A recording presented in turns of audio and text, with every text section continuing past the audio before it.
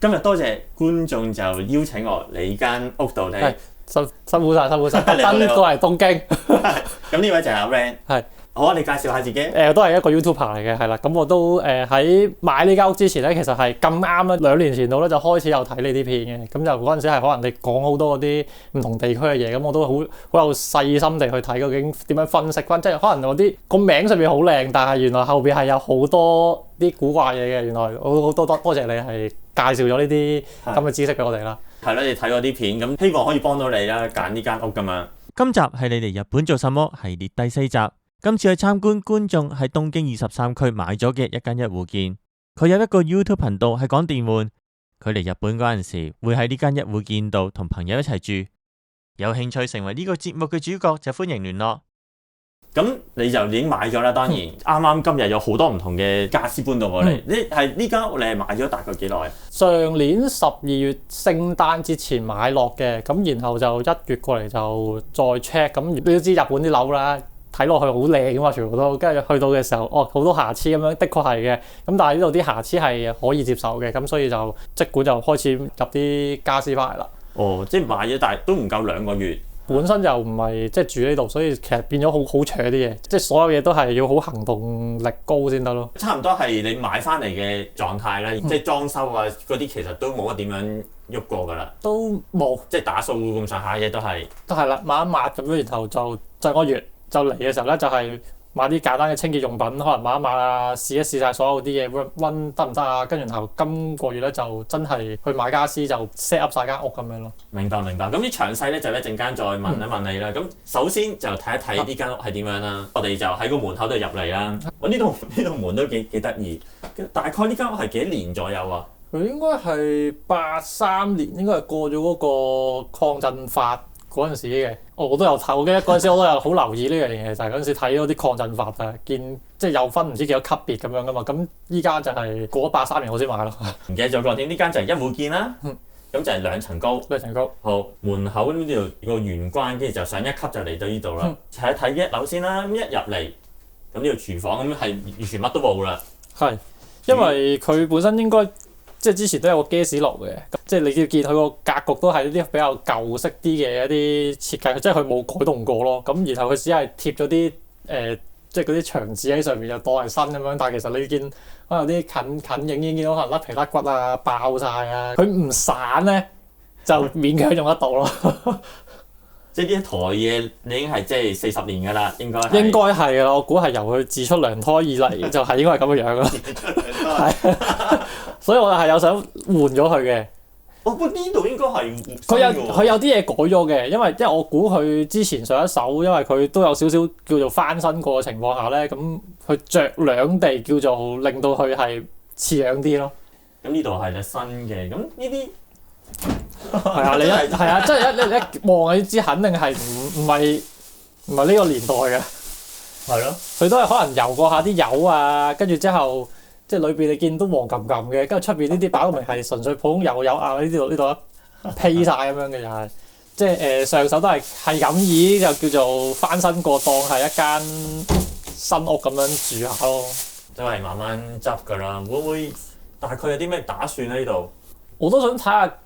有冇啲真係可能比較平啲嘅方案去換過晒佢？即係想換過晒。成組換過晒，因為我就睇過啲價錢都其實有平有貴啦。即係平嗰啲可能講緊話20零萬一個組合咁樣，跟住即係可能加減啦再。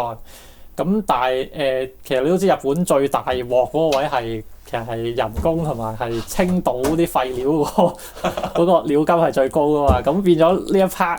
自己睇睇啦，因為其實我覺得可能佢個價值會可能貴過你本身買嗰件嘢添嘅，即係好似香港嗰啲，我唔知你知唔知啊？即係香港啲抽氣扇下邊有個風扇咁樣，但係佢呢個係我係比較意外，佢真係純粹一把抽氣扇，但係佢個樣做到好似嗰啲好勁嘅抽氣扇咁樣咯。一開頭我睇唔到嘅時候，你睇下個樣係好勁，但係係啦，係佢裏面就係包住一個抽氣扇咯，好普通嘅，係啦，幾得意呢個。個樣係做到嘢咯，係啦，即係我初頭唔係好懷疑，即係可能 A 準影嘅時候都冇懷疑到佢嘅咁型嘅呢嚿嘢咁大嚿咁，點知原來好啦，係啦，俾呃嘅係。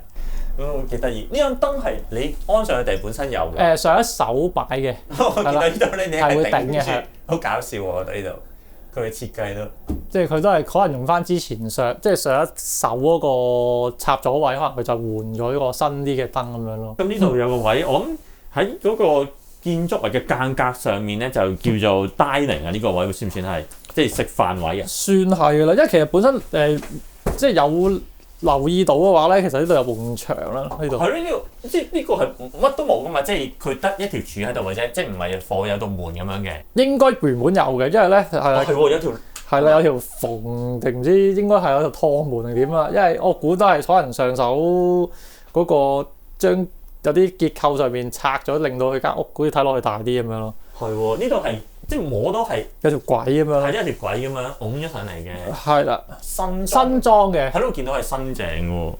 因為上一手應該我估佢整嘅時候應該係舊嗰個都應該太不能啦，因為你見佢全部都要走晒啲明線咁樣，我估佢上一手嗰啲電應該係死晒嘅咁滯。冷氣咧，冷氣係跟埋定係要咁新淨嘅？係啦，呢個又係亦都係一個呢間屋最有趣嘅地方啦，因為咧呢個冷氣機咧佢係跟機士公司買嘅。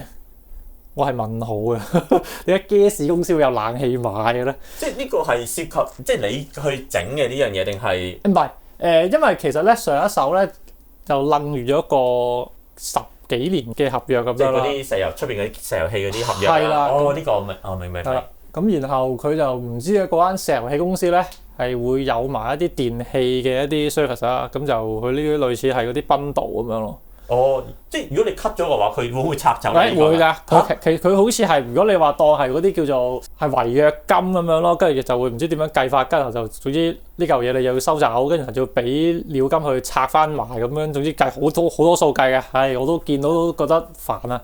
嗰度都可能都幾萬 yen 嘅喎。都應該要㗎啦，因為一部 around 好似5萬幾，即係佢報出嚟5萬幾咯，但係佢未計埋拆除啊、違約金嗰啲咧，咁應該就唔係嗰個數㗎啦。哦。咁但係佢話呢啲機咧就係類似香港嗰啲寬頻，可能買個咩寬頻你又送個 router 俾你，咁啊用到你完為止一個月咁樣。咁佢呢啲就係唔知 around 10年度啦，佢就話好似冇晒價值㗎啦。咁理論上咧嗰陣時，就算佢真係你當你違約金入好嗰陣時咧，佢淨係計拆嗰部分咯。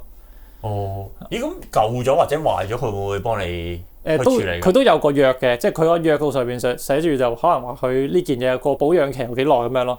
即係每樣唔同嘅，印象中好似呢啲應該都係跟翻佢本身原廠個保養咯。咁跟住就係個廁所。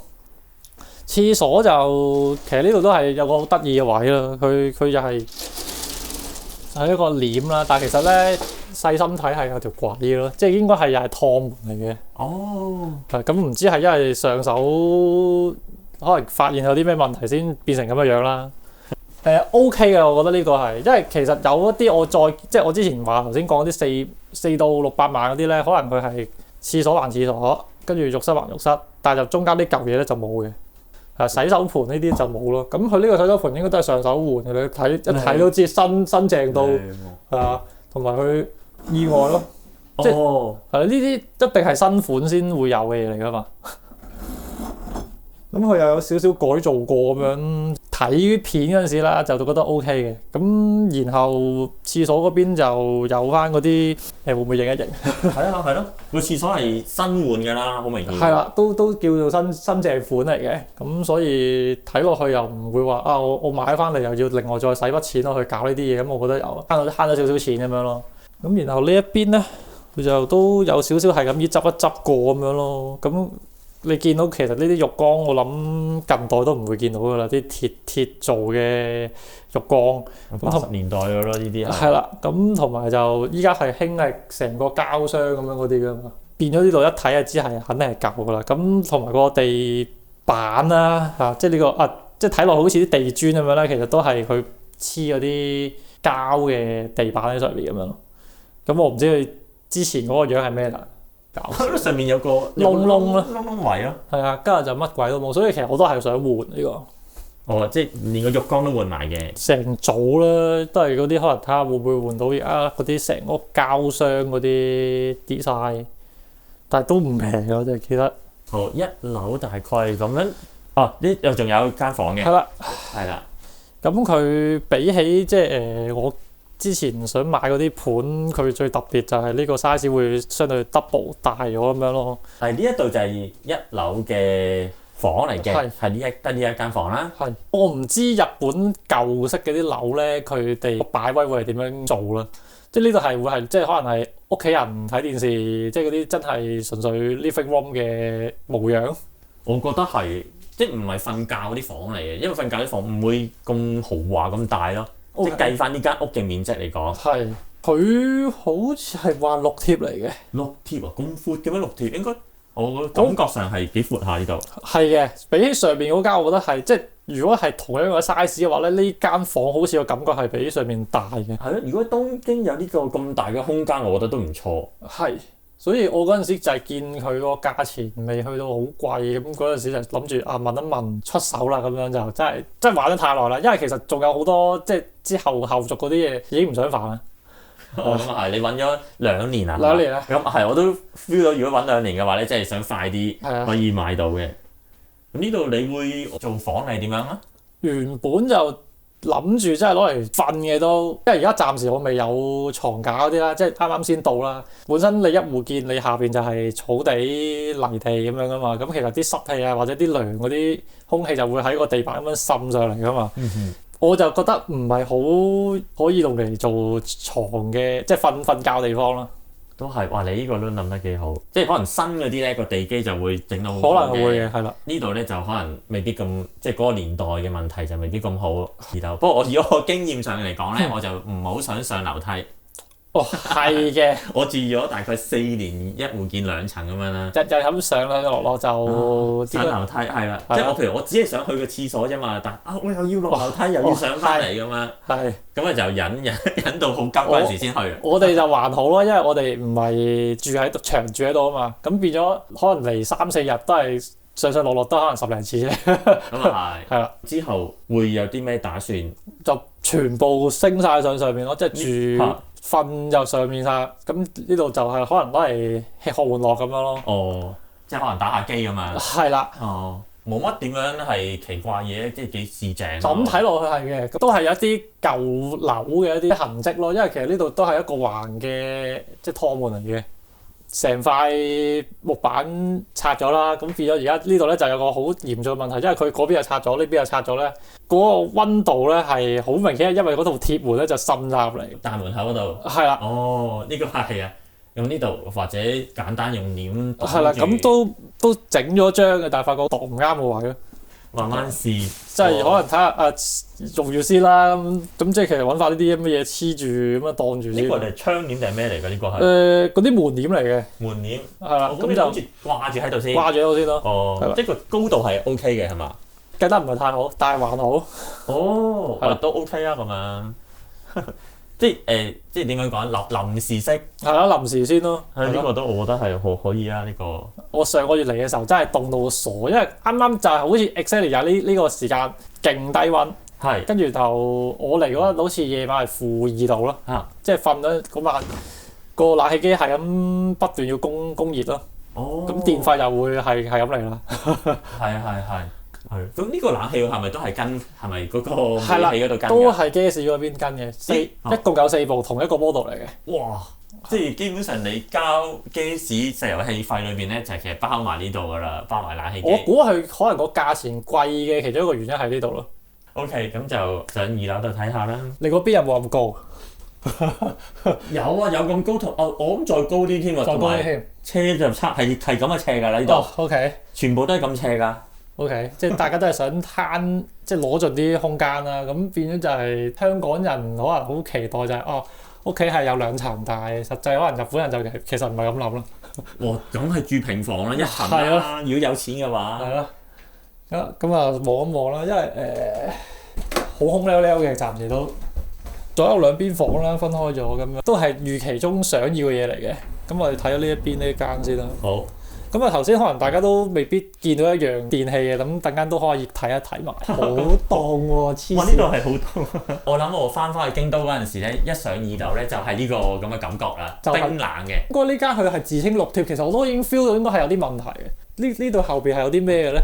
即係如果呢度係6貼，下邊又係6貼，咁咁正常應該一樣大啦。咁而家就咁睇好明顯係應該呢度係少咗忽嘅。咦？咁你有冇研究過屋個外形係四四方方？我又冇係特別咁去睇喎。咁可能真係下邊可能真係會再大啲。咁如果呢度6貼嘅話，咁下面一定係我諗應該最少8貼係咯。入得多人哋嗰啲屋啊，或者睇得多樓嘅話咧，咁好少有啲零丁嘅面積嘅，通常都係4啊、4.5啊、6啊、8啊、10啊咁樣嘅。係。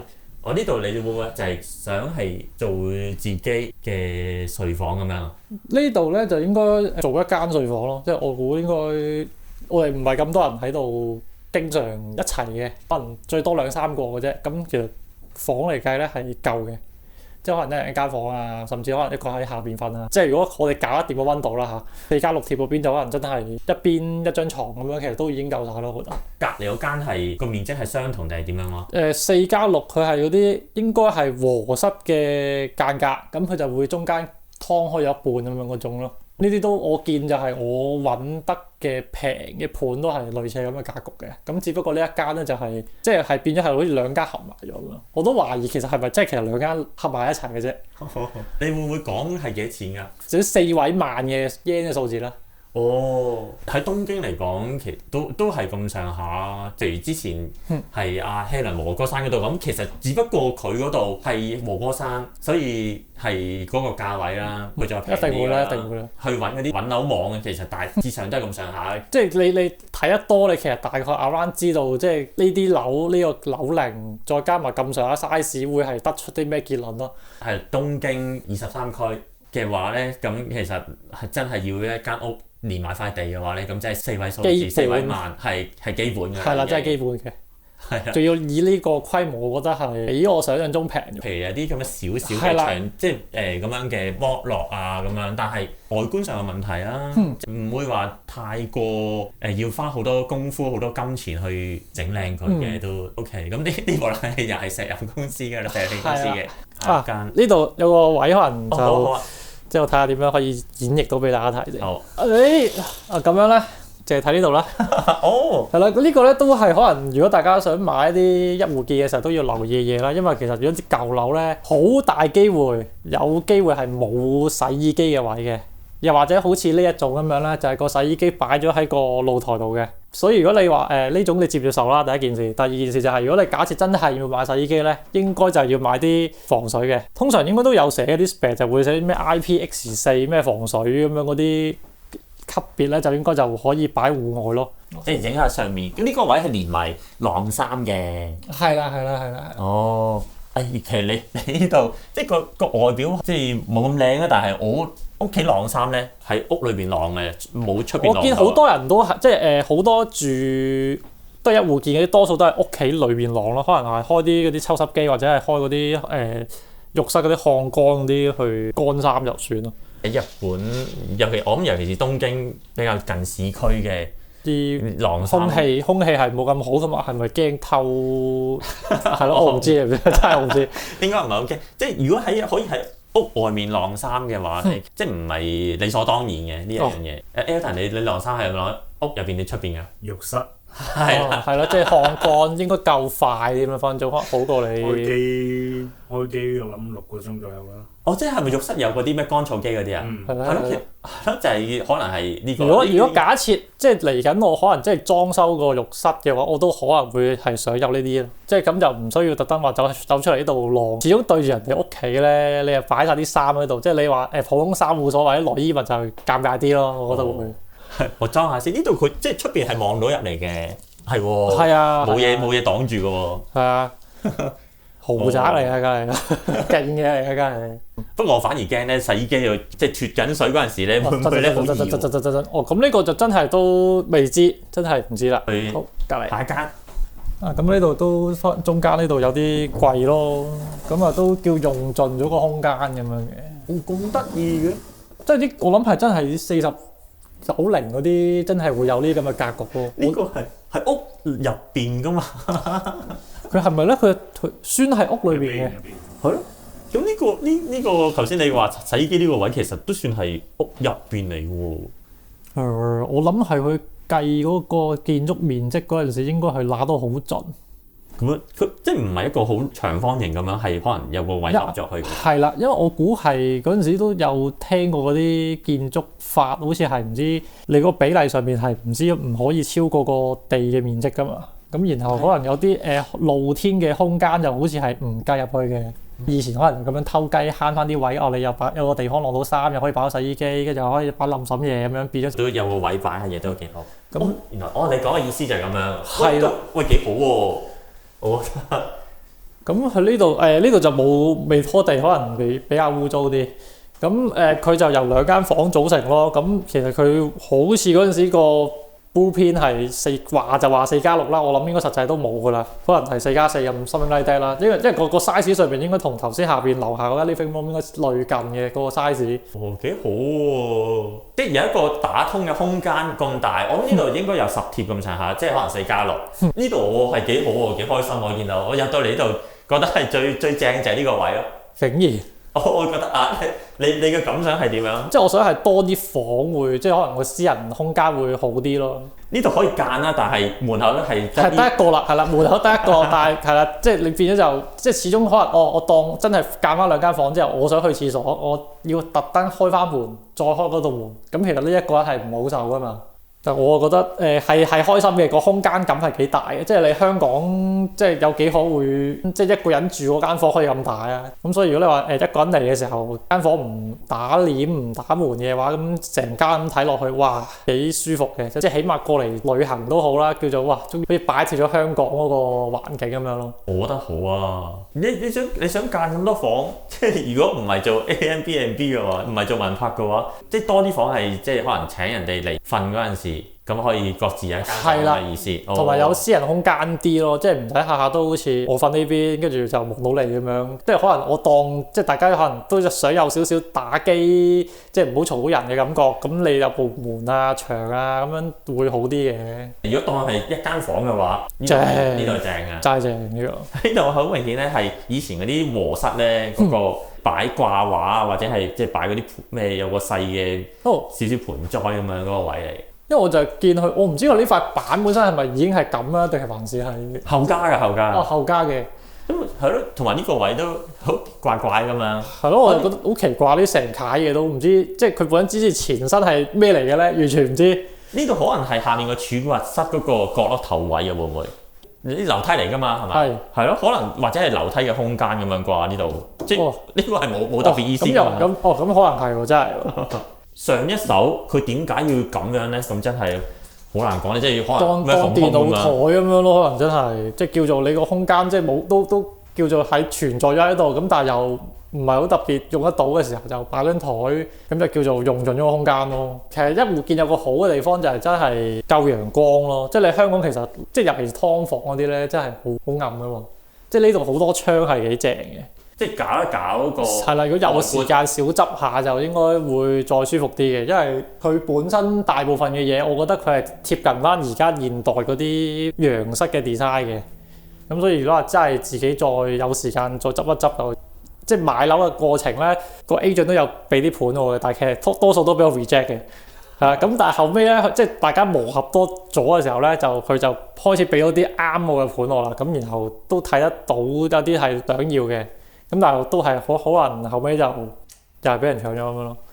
哦，明白。所以就越推越高個價錢咯。原本真冇諗過買到咁貴。你頭先講得話係4至600萬英咁上下開始揾起㗎嘛。係啦，咁就可能諗住，即係我都唔期望裏邊個內容有幾好嘅，咁就真係純粹可能揾得錢落去執下靚仔啲，咁就叫用到就算啦。咁但係發覺真係都幾難揾嘅。喺呢度就整體上，你對呢間屋可以俾啲分數？比我個預期高，咁如果你話真係10分滿分，我諗俾6、7分啦。